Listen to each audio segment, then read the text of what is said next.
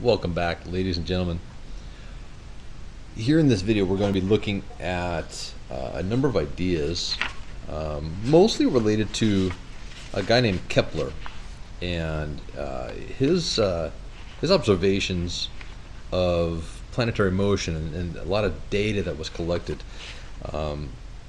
Because these ideas were pretty radical for their time. But to get us some understanding, I want to give you some perspective on what's going on. Yes, we're talking generally about early astronomy, and not real early, because for a long time, for much of human history, actually, people were looking up at the stars with ideas in their heads about how things moved, maybe even why they moved. But these ideas were not really correct. You hear from time to time some names thrown about. And I want to give you a little bit of basic understanding of who these people were and when they lived and what they were all about. So you hear about Copernicus from time to time. He died in 1543, so this really is a long time ago. But so he had a radical idea. He was looking up at the heavens and really was coming to the conclusion that, we don't have a geocentric universe. Geocentric is a word that, if you look at what it means, you break it down. Geo relating to Earth, and centric, center. So geocentric would mean Earth is the center of the universe, essentially. And everything around it, the sun, the other planets, all the stars, they revolve around the Earth. Well, Copernicus said, no, that can't be right. So he said, you know what, instead, really, based on what I can observe, that Earth, along with the other planets, they orbit the sun. Earth is not the center. The sun is the center. So he came up with this idea, and we would call this idea heliocentric.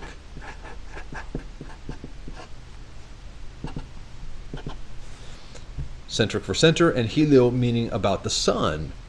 So with the sun at the center of the universe. Now, this is much more accurate than what most people had believed. And it's interesting, particularly religions, especially the Catholic Church.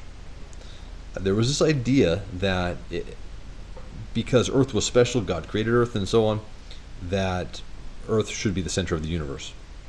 And there, if you just look up in the sky, it sure seems, well, the sun goes around the Earth and the moon goes around the Earth, and you might easily come to that conclusion without thinking about it too much and looking into it too much further. But the church was worried. They didn't like Copernicus's view, and in fact, there were big political issues with this. But Copernicus, 1543, when he died, was one of the first to really publicize the idea that the Earth was not the center. There's the next guy, and Brahe, Tycho Brahe, he died in 1601, and so lived not too long after the time of Copernicus.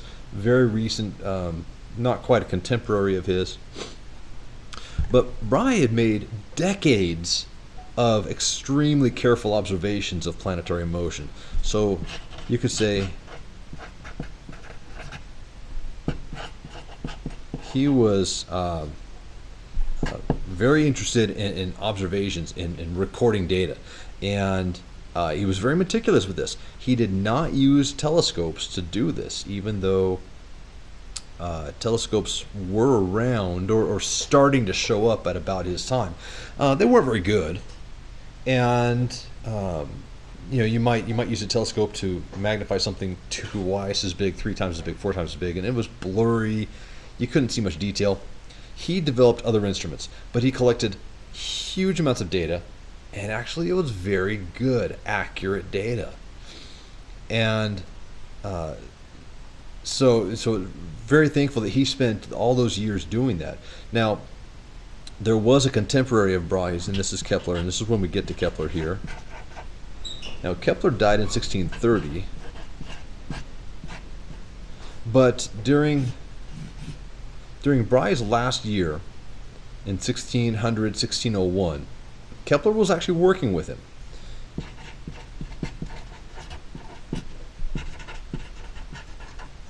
And Kepler inherited all this data after the death of Brahe. And what Kepler did was he looked at the data and he was analyzing it mathematically, trying to figure out what sorts of mathematical relationships there might be. He, using math and geometry, that was his thing.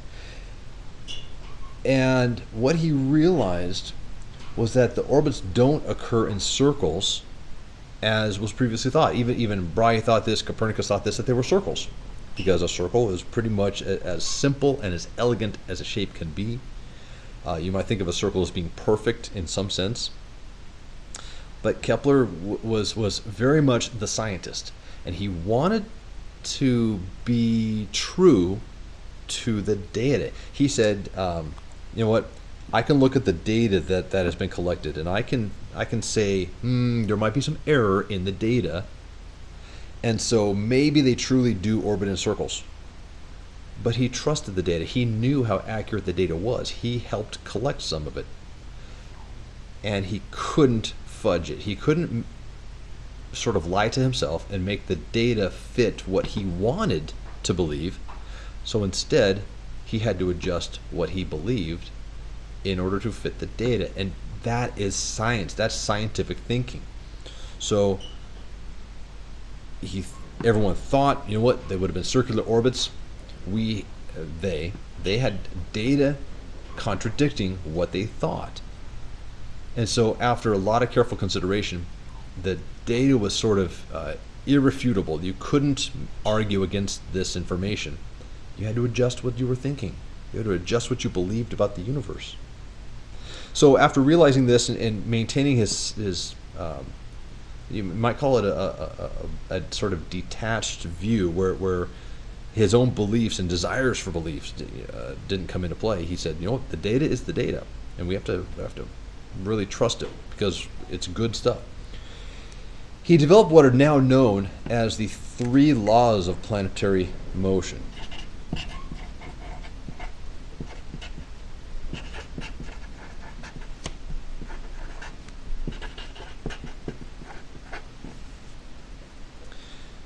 And what these laws do is they describe the motion of the planets, but they also can describe the motion of a moon orbiting a planet or a satellite orbiting a planet. But here's the deal, and you want to understand this. They're called laws, and you might think, oh, law. A law must be more important, more true than a theory. And it's actually not the case. It's just different from a theory. A law describes something. It's just that simple. It will say how the planets move, but not why they move that way. A law does not explain why things happen. A law just describes how they happen. So there's laws of planetary motion. There is a law of gravity. These laws describe how things work, how planetary motion works, how gravity works. But they're not theories. A theory will try to explain why it works that way. And there are theories out there, but that's not what we're talking about. So these are just, it's not that they're more true or they're higher up in the hierarchy of knowledge, so to speak. No. They're just, a law is different than a theory, that's all. Just different. Now, speaking of the law of gravity, let me put Newton in here for you real quick.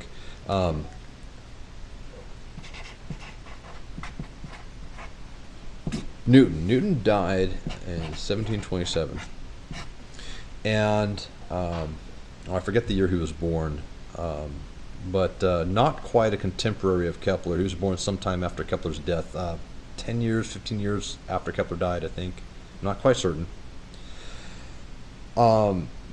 So what we're seeing here is for a couple hundred years, we're seeing some very bright minds. And Galileo was in here as well. Galileo was a contemporary of Kepler, and they actually did correspond with each other at times. Galileo, in his own right, did some brilliant work.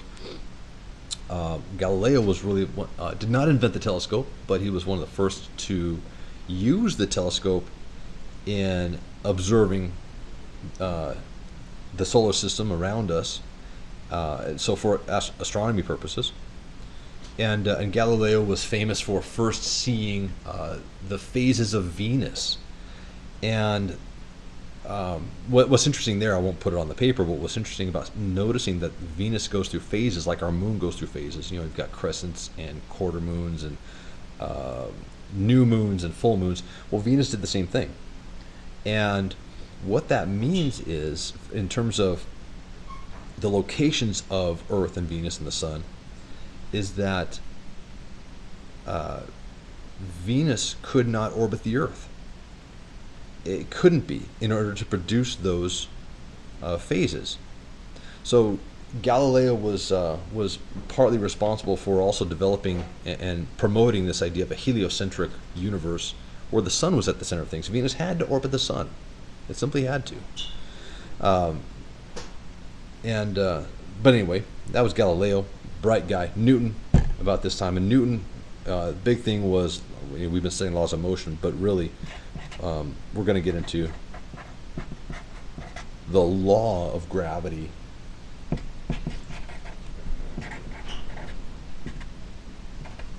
The law.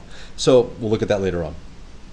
Right now, in the rest of this video, we're going to get into Kepler and what he was doing with these three laws of planetary motion. So here we go.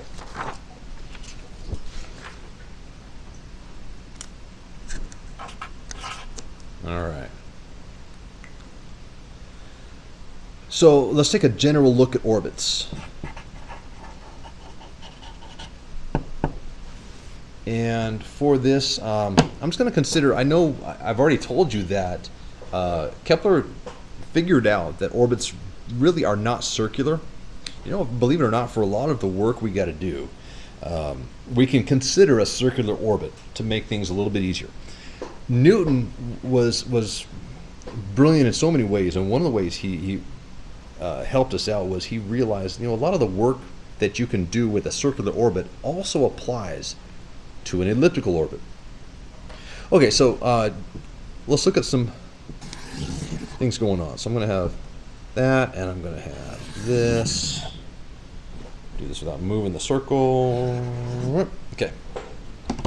So, orbits, right? And so we'll have two different orbits here that we can compare. And I want to show you this just as an illustration. We're going to define a few terms here. And I will have, at the center will be the sun. And we know that to be true, of course.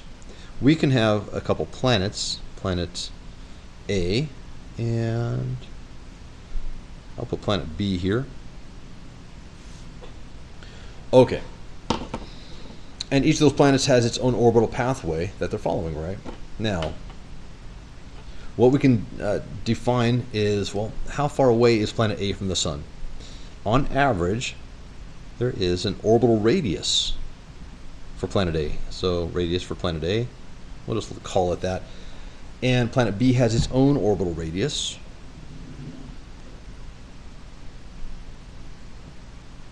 Orbital radius for planet B.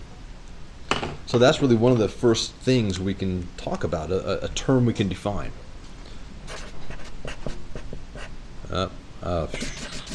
Try that again. I can spell, I swear. Orbital radius.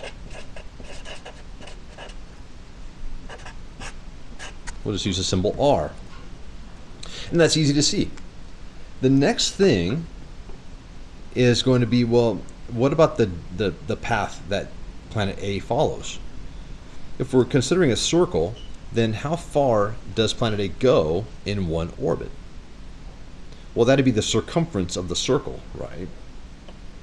So, excuse me. There's this thing called the orbital distance. Now, maybe I shouldn't say orbital distance, but distance traveled in one orbit. I can call it that. And the symbol is a capital C for circumference because we're going to consider circular orbits. It's easier that way. It's simply the distance traveled. But what is the circumference of a circle?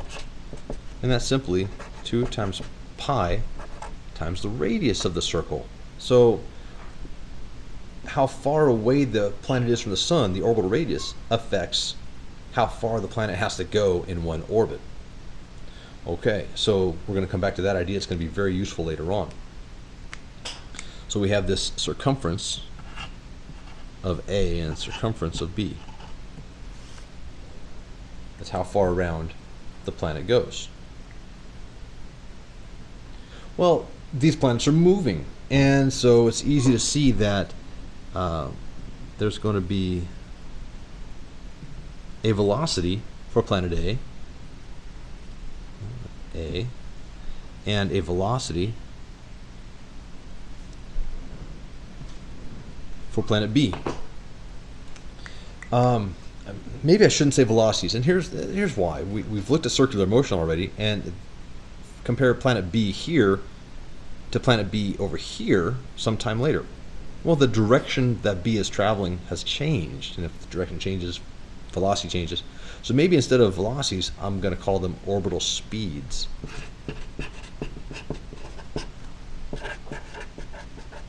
Orbital speed. We'll use the symbol V,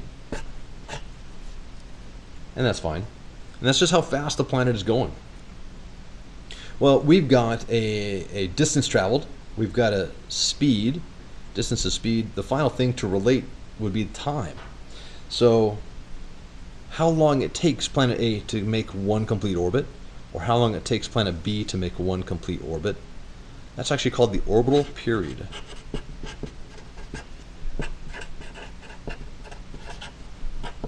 Symbol here is capital T, and this is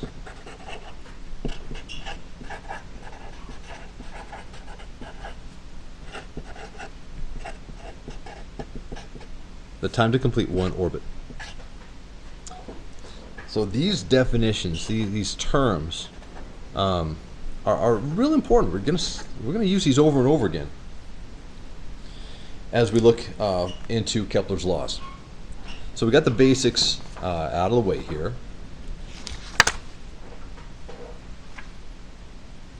And so let's dive into this. Here we go. First law of orbital motion.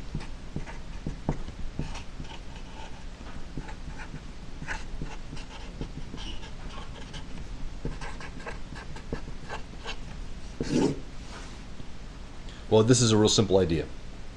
What Kepler said was the orbits are ellipses, not circles. And so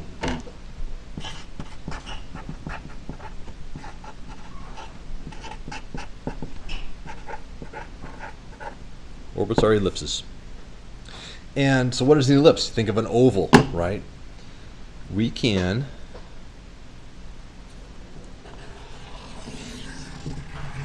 the easiest way to draw an ellipse is if you have a template like that. There's another way I can show you later on in the classroom. We can look at this. So this is the shape of the orbit, or the type of shape, I should say. Most orbits do not look quite this ovally. They actually are pretty close to looking like circles.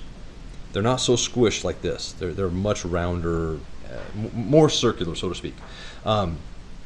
Some are more elongated, particularly when you look at the orbits of some comets and how they orbit the sun. They're very squished, very elongated. But here's the deal. What the heck is an ellipse? You might say, well, it's just an oval. Well, yes, but an ellipse is said to have two centers, but you don't call them centers. They're called foci. So here's a focus. Here is a focus, but together the plural is foci. There are two foci to an ellipse. That looks ridiculously like a happy face. Okay, so the deal is this, though, with these orbits. So remember, this is just the pathway that a planet is following. What we find is that located at one focus, is the sun. The sun will be located at one focus of the planet, the planetary orbit. There generally isn't anything else at the other focus. It's just a point out in space. So it usually just gets ignored. And what you would see in a diagram is that. And that dot represents the sun's location, and this is the pathway of the planet. So there's your planet orbiting around the sun. Not drawn to scale or anything like that. And we're generally not going to worry about that too much. So some of these orbits, some elliptical orbits are more elongated, while others will look very circular. And when we get to some of the math, we actually will use circular orbits. It is easier. But a couple other things. So I'm going to switch colors here. There's a couple other terms that you want to be familiar with, at least. In this orbit, there are two important distances. There is a distance here away from the sun and a distance here away from the sun. And that means that this location right here and this location right here are sort of special.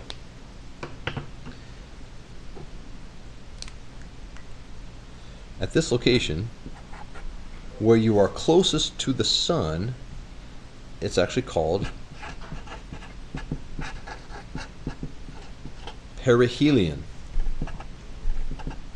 And this location where you are farthest from the sun is called aphelion. Perihelion closest, aphelion furthest. Now, what if this isn't a planet orbiting the sun? Because these laws of orbital motion apply to satellites and moons that orbit planets also. What if this is a satellite orbiting Earth? Oh, come on, pen. So Earth is at that focus of the ellipse, and there are some special distances or locations here. So right there where you're closest, right there where you're furthest from Earth, those are given names as well. Where you are closest to Earth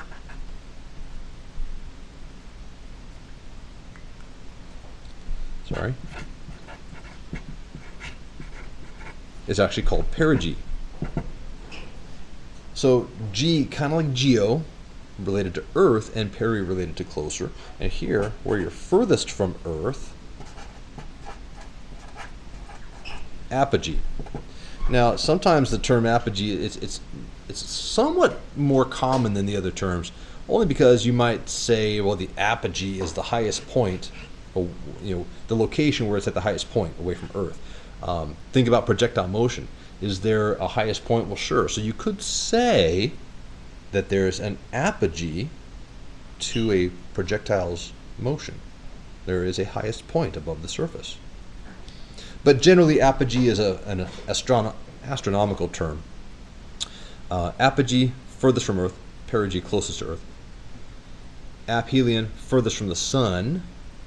Perihelion, closest to the sun. Okay.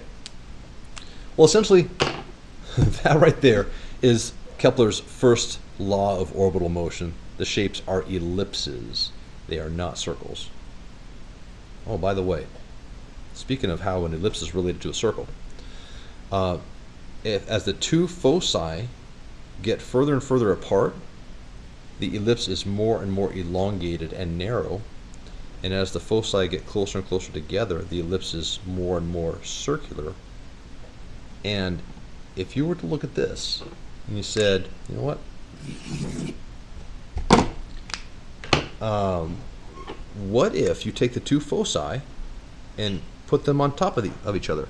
Then right there, you have both foci overlapping, you have a circle. There is no spot on this orbit that is closer to or further away from where that center would be. So you just get a circle. Okay, moving on. There's a lot of interesting stuff to get to here. Page 4. Now,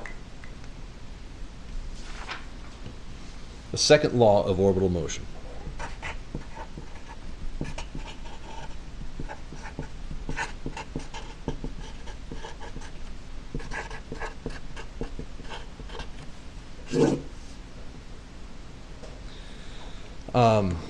This one can be a bit wordy, so I like to break this down into something as simple as possible. And to remember this, it's not even a sentence that makes sense all by itself. In fact, I don't even think it's a complete sentence at all. But it helps me remember what's going on. So I'm going to say equal area in equal time. That's how I remember this second law of orbital motion here. And so let me show you what this means. I'm going to create my elliptical orbit.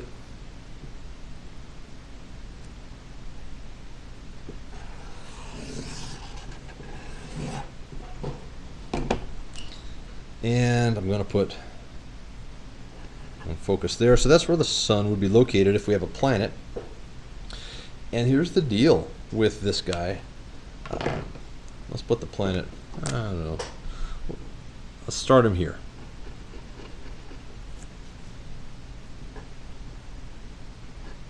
So here's the sun, and we're going to track the planet. And here's the deal. We're going to track the location of the planet for a certain amount of time. And what we're going to notice is that, let me draw an imaginary line here. So we're going to start with the planet there, and for a certain period of time we watch as the planet orbits, and let's say we stop watching when the planet is here. And I'll draw an imaginary line there. So what has happened is that the planet, if you watch this imaginary line, the planet has sort of come around this way, and this line between the planet and the sun has traced out a certain amount of area. Now we don't have to figure out what that area is, but you can see, right? There's an amount of area there. And so here's the deal. What Kepler figured out was that if you track the planet for the same period of time when it is somewhere else in its orbit. So let's say we start tracking the planet while it's here, and for the same period of time, it's going to end up there. And what happens is this: imaginary line, and imaginary line. And let's look at this area.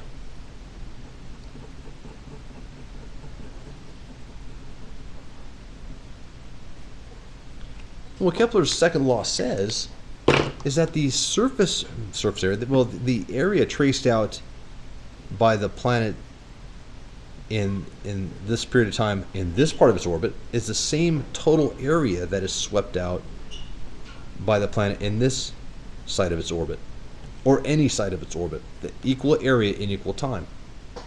Now here's the deal. You look at this and you say, well, maybe that area is equal to that area. Okay, fine, Woods, I'll buy that. I'll accept that. But what's going on here? The planet sure looks like it went a lot further here than it did here. And you would be absolutely correct. Good job for recognizing that. If it's going to travel more distance in the same amount of time, so really think about this. There is a change in position from here to here, and there's a certain amount of time. Well, there's a change in position here to here as well. So change in position for 1 and change in position 2, but time is, and you gotta say, look, I gotta recognize this change in position is much greater than this change in position. I have to recognize that. But the time is the same. So therefore, what's going on? Well, the speed of the planet must be changing, right? Speed of the planet in area 1 versus area 2. So here's the deal. Here's the brilliance of the second law of orbital motion. Equal area in equal time, yes, that's an easy way to remember this. But why is this important? Because it says that the planet is moving faster when it is closer to the sun and slower when it is further from the sun. That's the implication, and that's what makes this an important law. As the planet gets closer and closer to the sun in its orbit, it's speeding up. And as the planet gets further and further away from the sun in its orbit, it is slowing down. Now, this is before Isaac Newton and his laws of motion. This is pretty groundbreaking. And this is before ideas of energy that we're going to actually study later on. And for Kepler to come up with this, the guy was putting in years of work into this, trying to realize this relationship. Pretty phenomenal stuff. So this idea comes back in physics and astronomy quite often later on. Now, the third law of orbital motion. Let's get to this.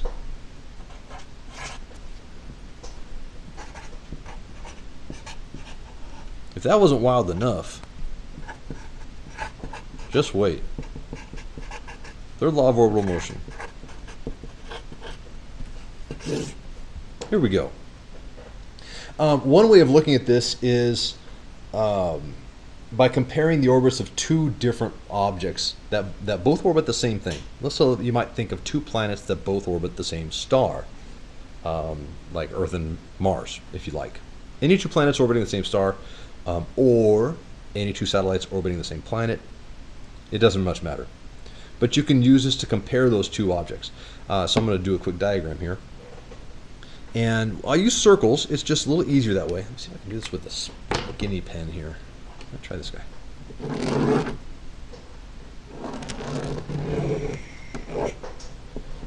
Okay, not bad. Show it up. Put the center in there. I don't know, give or take, right about there. And that's kind of interesting. It actually doesn't look circular in the image, but that's okay. What we have going on is the sun in the center, just for our example. And we can say we've got planet A and we've got planet B. I'll just put planet B here. And planet A is this distance away from the sun, radius of A. Planet B is this distance away from the sun, radius of B. And the third law is looking at the radii, the orbital radius here, but it's looking at something else. Kepler, after lots of toil, lots of work, looking at the math, looking at the geometry, was able to figure out that there's a relationship between the radius and the orbital period. So orbital period, remember, is capital T, and it is just a time that it takes to complete one orbit. So for planet B, it's the time it takes to go once around in that orbit. For planet A, it's the time it takes to go once around in this orbit. So there's a period, and the period of A divided by the period of B. That's a ratio. And when you do that division, you just get a number. What Kepler figured out is that ratio between the two periods of the planets is sort of related to the ratio of the radii of the two planets. Now I say sort of related. I did not put an equal sign in here yet. There is an equation that we can make from this, but we got to be a little careful about this because it's not so straightforward. And this is why it took Kepler a while to come up with this. He didn't invent this. It's just Kepler seeing this relationship mathematically in all of the data that he had. And so there we have some exponents. So here's how you read this. The square of the ratio of the periods of two planets is equal to the cube of the ratio of the orbital radii of the planets. Now, I don't want to have to write that down in words right now. I'll say it one more time. The square of the ratio of the orbital periods is equal to the cube of the ratio